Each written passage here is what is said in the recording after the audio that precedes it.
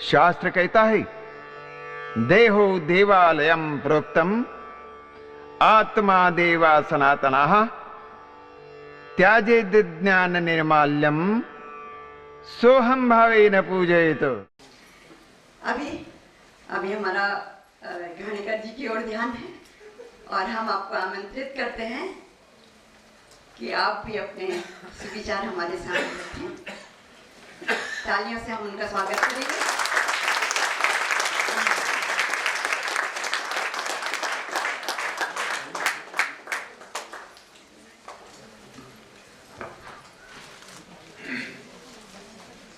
माता गायत्री,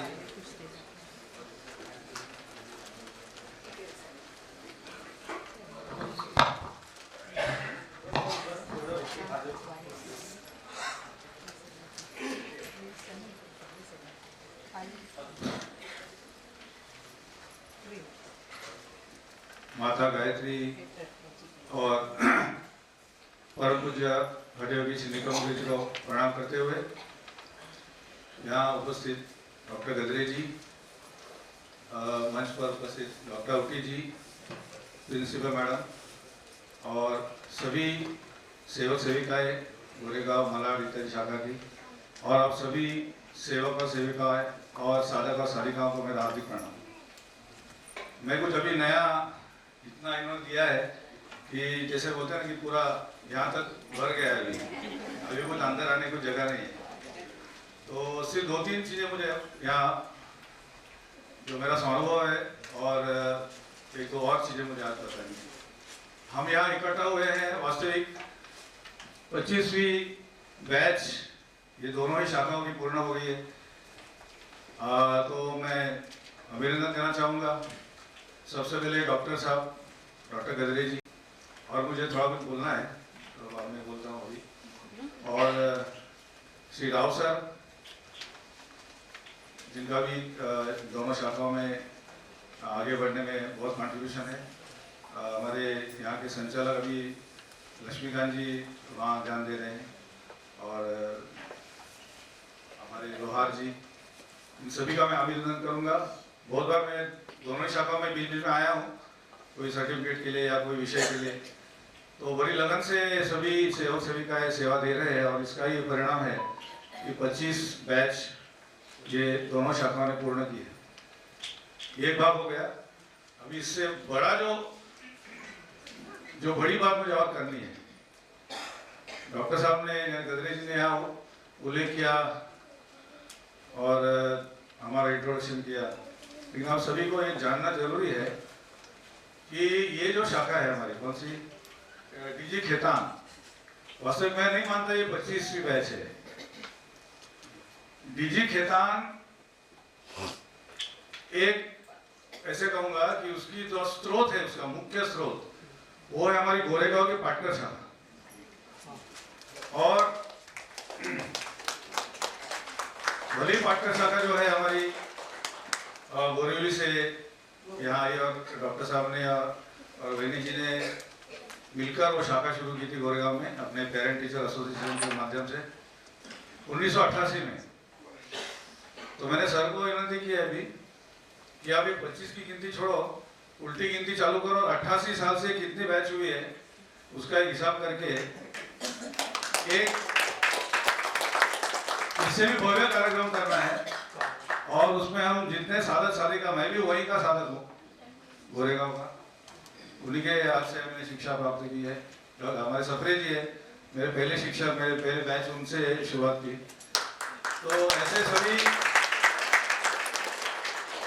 सभी को हम निमंत्रित करेंगे। 88 साल से जितने भी हमारे शिक्षक हुए, साधक हुए, सेवक हुए, सबको निमंत्रित करेंगे। देखो कैसे होता है, कई लोग बोले क्या इतना बड़ा करने की आवश्यकता है, देखो 25 हुआ तभी आप आए हैं इधर, लेकिन नहीं, तो उसमें बुराई कुछ नहीं है। ऐसे समारोह करने का एक मकसद होता है कि पुराने सब आते हैं, यादगार ताजी होती है, और आप एक नया रिजोल्यूशन अभी कर सकते हो।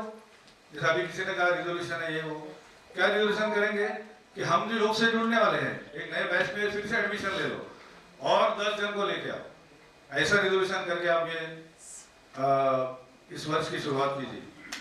और हमें ये जो है देखो बहुत दुख से कहना पड़ता है कि जब हमारे उस जमाने के जो बैचेस हुआ करती थी उसमें 150, 200, 250, फिर पार्लियामेंट में हम चले गए 300, 350, 400 तक लोग आते थे एक बैच में। तो क्या हुआ अभी, क्यों घट गए? तो इसलिए सभी को मिलकर इसको अभी पुनरुत्थान करना है और ये जो प्रवाह चल रहा है उसको और तेजी से आगे बढ़ाना है, क्योंकि जैसे डॉक्टर साहब ने कहा इतनी जरूरत है आज, बोल भी नहीं सकते हम कि इतनी ज्यादा जरूरत बढ़ती जा रही है। क्योंकि हम देखते हैं ना, पहले हमारी बैच जब उस जमाने में जो गोरेगांव में थी तभी हृदय विकार के साधक आते थे 50, 60 साल के ऊपर वाले। आज 35, 40 वाले लोग हृदय विकार के बैच में हम लोग को लेने पड़ रहे हैं। कितनी अधोगति हो रही है, कहाँ रुकेगा ये सब? तो इसलिए हम सबको मिलकर प्रयास करें। इसलिए डॉक्टर साहब को विनती करूंगा कि उल्टी गिनती शुरू कीजिए और 125वीं बैच अनाउंस करके उसका समारोह करके हम लोग आगे बढ़ेंगे। ये पहली बात। दूसरा डॉक्टर साहब ने जो कहा वो समोपकार करना, मैं बहुत बार हमारे शाखा में या शाखा में जाता हूँ तो इसका निचोड़ क्या है कि 3 चीजों का एक आधार स्तंभ हमारा अगर अच्छा स्वास्थ्य प्राप्त करना है। सबसे पहले मैं कहता हूँ प्राणायाम, जो उन्होंने कहा कि प्राणाकर्षण से शुरू करो, लेकिन हमारे यहाँ में कपालभाति जो सिखाता हूँ उसमें थोड़ा बहुत मैं बाह्य कुंभ भी देता हूँ लोगों को। 4 आवर्तन कपालभाति के, उसमें हल्का हर एक आवर्तन के बाद रेचक करने के बाद थोड़ा बाह्य कुंभ में रुका देता हूँ, फिर पूरा साल भर की लंबा रेचक और फिर 2 मिनट का प्राणाकर्षण। इसमें बहुत सारी ऊर्जा निर्माण होती है और मन शांत होता है। उसके बाद ओंकार और बाद में अगर आप अनुलोम विलोम का अभ्यास देंगे तो और भी अच्छा इफेक्ट आता है। दूसरा आधार स्तंभ है आहार, जो सर ने बताया कि सबसे महत्वपूर्ण आजकल वो है। और प्राणायाम से फायदा ये होता है कि आपका मन संतुलित होने लगता है और धीरे धीरे, जैसे उन्होंने कहा योग में आने के बाद आपका आहार वैसे भी कम होगा, वो सच्चाई है। तो प्राणायाम यानी मन के ऊपर काबू, फिर आहार और तीसरा व्यायाम, उन्होंने तीनों चीज यही बताई आपको। तो 3 आधार स्तंभ है हमारे, उसको लेकर हमें आगे बढ़ना है, कोई कठिनाई नहीं। आप देखो, आप अलग अलग जो प्रश्न पूछ रहे थे कि इसमें क्या है उसमें, देखो ये मेडिकल फील्ड में है। अब हार्ट का है तो हार्ट की दवाई देंगे, ब्लड का है तो ब्लड की दवाई देंगे, और क्या डायबिटीज को डायबिटीज की दवाई देंगे। हमारे यहाँ दवाई सबकी एक ही है, प्राणायाम करना है, आहार का मेंटेन करना है और चलना फिरना घूमना है। ये सारे लाइफस्टाइल डिजीज जो है कोई रहेगा ही नहीं, कोई जगह ही नहीं है, जगह होगी कहाँ? तो ये अपने आप निकल जाता है। इसलिए तो सारे पति आकर के आखिर में लोग योगपति में आते हैं। हम कहते हैं उसको योगपति और सेल्फपति। हम स्वयं के डॉक्टर बन जाते हैं और बनना चाहिए, क्योंकि हम अपने आप को जितना जानते हैं और सामने वाला बेटा डॉक्टर नहीं जानता है। समस्या आती तो पहले अपने आप को प्रश्न पूछना चाहिए, मुझे क्यों हुआ है, नहीं डॉक्टर के पास जाके पूछना चाहिए। सलाह लीजिए, मैं नहीं बोल रहा हूं जैसे हमें दवा के मत रखो, लेकिन प्रश्न ये पूछो अपने आप को कि मैं इससे कैसे बाहर आऊंगा। दूसरों को मत पूछो मैं कैसे बाहर आऊंगा, तब जाकर आपको राह मिलेगी। जिम्मेदारी अपने आप को स्वीकार कीजिए, तब जाके आपको राह मिलेगी। जितना आप दूसरों पर ये रहेंगे, निर्भर रहेंगे, उतना कमजोर हो जाएंगे। ध्यान में रखिए, एक डॉक्टर, दूसरा डॉक्टर, तीसरा डॉक्टर, या फिर उसके बाद इतने इन्वेस्टिगेशन, कंफ्यूज हो जाएगा आदमी, पागल हो जाएगा, क्या करना क्या नहीं करना समझ में नहीं आता है। ऐसे कितने साल लगाते हैं हमारे। उनको एक ही बोला बोले शांत रहिए, प्राणायाम शुरू करो, आहार बदलो, व्यायाम करो, अपने आप बदलाव होने लगता है, सारा कंफ्यूजन निकल जाता है माइंड का। यही मुझे आखिर में समझाना है। और आहार के बारे में जो इन्होंने बताया, आपको बिलीव नहीं होगा कि हमारे जो 12 हफ्ते होते हैं उनमें से पहले 3 हफ्ते तो ऐसे निकल जाते हैं। हमारा जो योग की जानकारी, गायत्री का महत्व इत्यादि 2-3 जाते हैं। तीसरे में सॉरी मैं थोड़ा सा विषयांतर का मतलब ये है कि तीसरे में हमारे गायत्री मंत्र का टॉपिक आता है। पहले में योग की जानकारी, दूसरा ओंकार, तीसरा गायत्री। तो आई एम सॉरी टू से शब्द शायद में गलत यूज कर रहा हूँ, लेकिन मैं थोड़ा सा गायत्री को आगे लेके गया। उसका कारण यह है मैंने आहार को पहले दिया। देखो गायत्री तो हम बताते ही है, हमारे जो प्रार्थना में आता है, सबको मालूम है, उसका अर्थ थोड़ा देरी से बताते हैं। तीसरे में मुझे हार लेना पड़ता है, और 2 बैक टू बैक हार के सेशन लेते हैं।